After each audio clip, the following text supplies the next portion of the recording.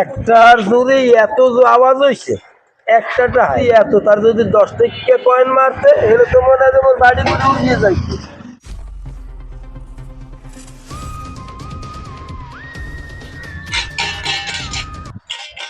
রোজার মাসে ব্যবসা বাণিজ্য ভালো চলে? আল্লাহ দে মোটামুটি মোটামুটি দে না।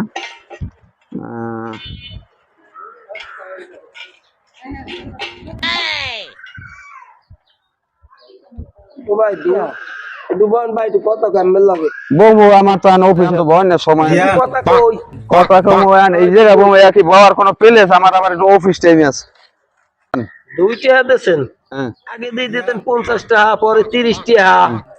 এরপর দেওয়া দিলেন 20 টাকা পরে দেওয়া দিলেন 10 টাকা আজকে 2 টাকা দিলেন কা 2 টাকা দিয়েছি দাদা এই দুঃখের কথা কম আমি 50 টাকা সময় দিয়েছি ওই সময় আল্লাহ আমি ব্যাচেলার যে সময় 30 টাকা দিয়েছি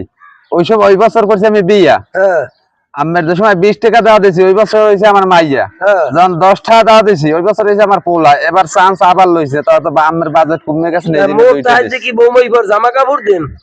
আমার চাইতে আমার তো আমি দিছি আমার একটা পরেশানি আছে মুই আমার দ্বারে পাই না ওই যে 50 হইতে এখন পর্যন্ত আইছে না এই টাকাগুলো দেবেন না একবার এই টাকাগুলো তো আমার পক্ষে দেওয়া সম্ভব না দিবি না মানে ইট টাকা মাথা ফাড়াই দিন আদি যা হরেতে টাকা দে বৌমাই পর জামা কাপড় দিবি আর মুই নাগাই দেব আমার সম্বলে কুলায় না ভাই ওই টাকা দে মানে ইট দে মাথা ফাড়াই দিম কাল টাকা দে এটা না খামখেয়ালি খায় রাতে তুই টাকা ছাড়েন না আরে টাকা দেই যা হরেতে টাকা দে বৌমাই পর জামা কাপড় কিনবি আর মুই নাগাই দেখমু এ চলবে না টাকা দাও না কিটা দেবে মোর হরেতে টাকা দেই যা আমি পাই ইট দে টাকা ফাড়াই দিমু টাকা দে হরেতে টাকা দেই যা আগে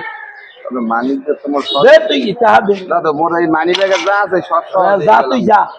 তুই তো কত ওই দিক যাবে না ওদিক যা যাও দিক যা হরেতে টাকা দে মাই পুয়ার জামা কাপড় কেনার মুই যাই না কাইয়া তাই